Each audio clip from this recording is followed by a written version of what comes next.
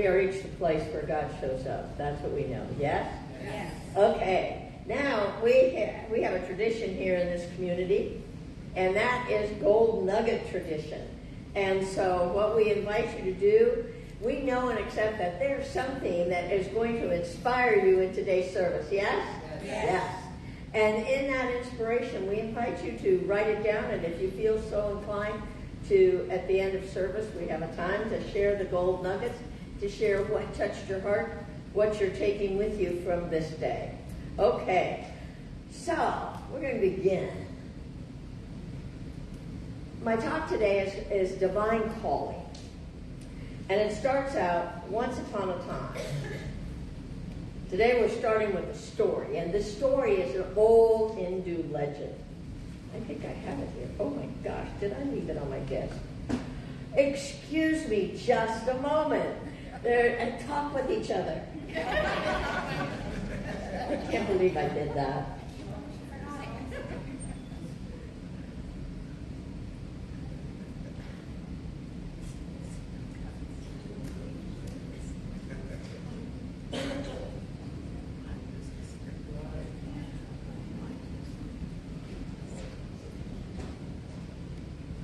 Well, I did. Okay. So this is an old Hindu tradition, and it's a story that the Hindus have told for many times. You've probably heard it. However, it bears repeating, in my opinion, and it's going to help us to define our divine calling. Yes? Yes. Okay. So here's the story. According to an old Hindu legend, there was once a time when all human beings were gods. Did you know that? Well, that's a legend. But they so abused their divinity that Brahman, the chief god, decided to take away from them and hide their gift where they would never find it. When they hid their divinity, where to hide their divinity was the question. So Brahma called a council of gods to help him decide. Let's bury it deep in the earth, they said the gods. But Brahma said, no, that will not do, because humans will dig up the earth and they'll find it. Then the gods said, let's sink it deep into the ocean. But Brahma said, no, not there, for they will learn to dive into the ocean and they will find it. Then the gods said, let's take it to the top of the mountain, the highest mountain, and we'll hide it there. But once again, Brahma said, no, that won't do either, because they will eventually climb every mountain, and once they again take up their divinity, once again they'll do it all over again. Then the gods gave up and said, we don't know where to hide it, because it seems that there's no place on earth or in the sea the humans will not eventually be able to reach. Brahma thought for a long time, and then he said, here is what we will do. He said, we will hide their divinity deep in their own being. For humans will never think to look there. All of the gods agreed that there was the perfect hiding place, and the deed wasn't done. So our divinity is what? Hidden deep within our own being. Because the gods said we'd never find it there. Because we're always looking outside of ourselves, aren't we? All of life's experiences are available. And they're available to form us, to give us choices, supporting in the discovering of our own divine nature, of that presence of God that is so unique and divinely individualized as you and as me.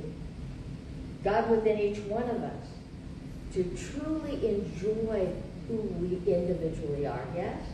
Yes. Our gifts await our discovery. It's waiting there for you to discover, to find. And our true nature and our great love lives within us. Our love for and about ourselves. There's no accident that discovering our divine calling is 2 days before Valentine's Day. A day dedicated to love, to being in that atmosphere of love, to remind us Love exists. But first, I'm going to invite you to be reminded that you are the place where love lives. Taking time to turn love on ourselves just as we are. Just as we are. We don't have to be any different to feel this love. To know our divine nature. It is ours, always has been. Self-love is the beginning of finding our own divinity. Self-love begins with acceptance, begins with caring, loving ourselves. This is the key to discovering our own personal divinity. You know, almost every year, before Valentine's, I invite you to buy a Valentine for you. You know, we send it out to everybody else. We give other people Valentines. We send them, I like to send the little emojis of somebody squeezing a heart or something. But how about for us? Moses on the mountain receiving the 10 Commandments, he asked, "Who shall I say sent me?" "Tell them, I am sent you," was the answer. I am is the name of God. Everybody breathe into that. I am is the name of God. So let's follow this thought. The word I am takes each of us into discovering our own divine self. I am. I am. Discovering the God within me is, in my opinion, our job. As we go even deeper, I am claims and defines who we each are. I am worthy. I am fine. I am valuable. It's so important that we learn how to say that. Ask and we do receive what we claim. As Reverend Suzanne and I have both said in a lot of these past talks, what you're saying to yourself becomes real. Yes? Yeah. Learning to speak lovingly to ourselves, our life will shift. I don't know about you, but I'm really working on that. It makes a difference. As we light up the spirit of love that is alive within and throughout our entire being, and every part of us, every one, has that ability to awaken the God within. Our thinking can and will free us if we will develop this habit of saying and using the I am power. Before we see the event, we have permission to claim it. I am power. I am what? What is it that you would like to claim for you today? I am. We ask ourselves the question, why would I ever want to limit myself? Think about that. When we stop claiming our own divinity, when we stop claiming loving ourselves, we limit us. And I don't know about you, but I've been guilty of negative self-talk and fear. Anybody else, or is it just me? Do we have challenges in life? Yes, we do. But I think that's important to bring us back to this light, to this love, to this knowing that there is a greater truth that lives in and through and as each and every one of us. Yes? Yes. Because it isn't out there. It's in here. However, I believe our challenges can all be overcome by using this I am principle daily. I am. Finish the sentence. I am the place where God shows up. Claim it. This is your Valentine Day. This whole month. Not every day. Not just one day. Every day. I am equipped to move through any and all challenges with ease and inspiration. I am equipped. Ooh. If you're going into a challenging place, what if you started saying that? Everything in me is available to serve me. When I learn to use the power of I am lifted up. I think it's really important. I have I am around my house because it reminds me that what I follow those two special words with will come back to me multiplied. Our thinking and self-talk will free us if we will use this simple technique. Guarantee it. To claim our good before we see the evidence of our good. It is God's good pleasure to give us the kingdom. We've heard that, but however, we have to open the door to receive. Why would you ever want to limit yourself?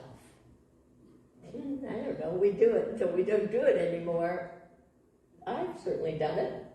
But that's a good question, isn't it?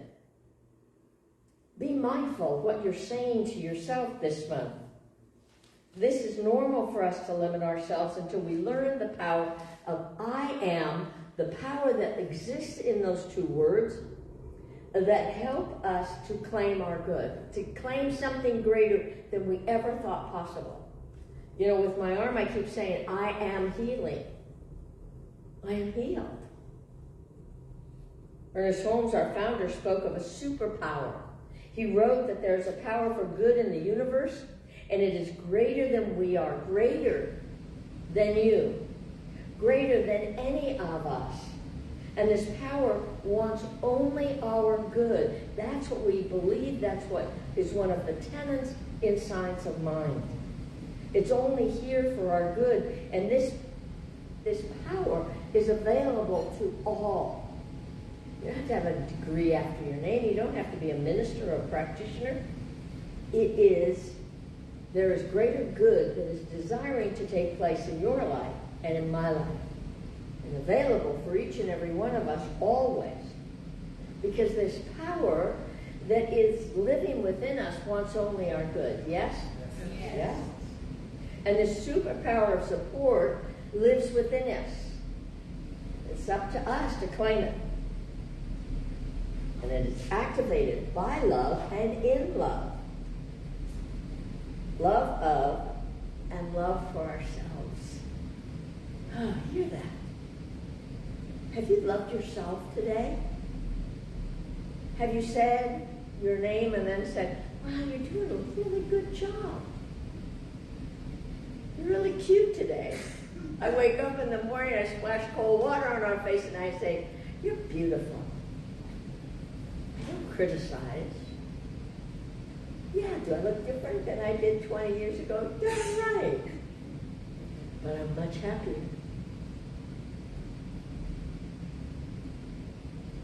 Love of and love for ourselves is so valuable. No mistakes. The Valentine's Day is just 2 days away. I'm inviting each and every one of us to celebrate it fully, not only with the people we love, but with who you're with 24/7. Me, you. Understanding and being willing to develop and deepen our self-love, in my opinion, is the key to today's message. Yes? Yes.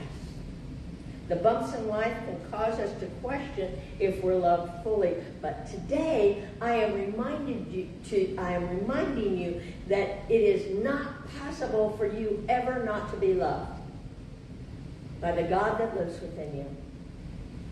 Breathe into that. Today, we remind ourselves to practice acts of self-love. So let's be making love a spiritual practice. Morning and night, I deeply and completely love and accept myself. That's one of the tapping tenets. We tap our body. I deeply and completely love and respect myself. Let's start respecting ourselves. So I'm going to invite you today. Are you willing to embrace self-love today? Yes. Yeah? Okay. Anybody not willing to love yourself? No, we're not going to ask you to raise your hand. Okay, I'm going to ask Jeannie. Jeannie's got some things that I wrote up for you today. Okay, that she's going to pass that out. And I'm going to remind you that the power of God's love for us doesn't need to be built or created. It already is present. We just have to learn to accept it. I am willing, I am able, I am receptive, I am open to accept God's love. Yes? Yes. So I invite us to daily take that tenet on, self-love. So I wrote this thing up for you to take home. This is your Valentine present. And I put it on yellow paper because we didn't have pink or red. But this is good, isn't it? Because it's the color of the sun. Okay, everybody have one? Anybody not have a paper? Oh, over on the other side, Jeannie, over here. Great. Okay, everybody have one. Reverend Suzanne and Rex and great. Okay. I entitled this, Daily I Am My Best Valentine. Okay? If you'd like to read with me, please feel free to do that. Otherwise, take it in. Take it home. This is your day and night exercise, yes? Yes. Good. Thank you. I reset myself daily. I am shining God's glorious love as I live in gratitude. I am loving myself. I am continuing to evolve into a loving being. I am a radiant light. I am claiming peace in my life. I am filled with love and joy. I am healthy, whole, and wisdom is my expression. That's okay. I am prosperous and abundant. I am worthy and deserving of my greatest good. I am grateful for the gifts and the blessings in my life. I know that the challenges in my life have molded me and continue to guide me into my greater good. I am patient. I am anchored in meditation and prayer. I am at work with God as I welcome God's guidance in my life daily. I am a living expression of God's love and light. I am open and available for greater good. All the qualities and aspects of God are inherent within me. I am allowing these qualities to come alive. I am living in gratitude. I am loved and I am loving. I am filled with gratitude and thanksgiving for all the blessings that abound today and every day in my life. And so it is. Okay, let's just breathe into that. And for those of you on Facebook, I'll have Teresa put that as a document to, maybe we can add it on to the midweek. We'll get it to you. Otherwise, we're going to have extra copies on the side table, which, Jeannie, you can put all the extra copies on that side table. So let's just take a moment and breathe into this space, this holy and sacred space that we have created here together, knowing and accepting that there's only one life, one power, one all-loving, all-nurturing presence. And it is the God and the power and the love that lives within each and every one of us, and it is mighty and it is powerful. And today we recognize that we are the beloved place where God shows up. We know this, we claim this, we accept this, and we're willing to work with this ability to deepen the love that we have for ourselves and the love that God has for us. For there's only one power, one all-loving, all-nurturing presence, and it is the life that lives and breathes within us. And it is the life that nurtures and nourishes and heals and restores and renews and reminds us that we are cherished, adored, and blessed every breath we breathe. So I'm knowing and accepting that this powerful, loving presence, this healing that is desiring to take place in your life and in my life, is there working and doing good work in us, through us, and around us, and bringing into our homes a greater sense of peace and love and harmony. This is what I know to be true. And greater than what I've spoken in this moment is already taking place in the mind of God. And so we give grateful thanks in advance for all the good that is yet to pour into each and every one of our lives, and the support that we know is ever present 24/7. So I just release this, my powerful word, into the ever-living, loving law of God that always returns to and through, and as each one of us multiplied and magnified. We give thanks in advance. We allow it to be so, and together we say, and so it is. Amen.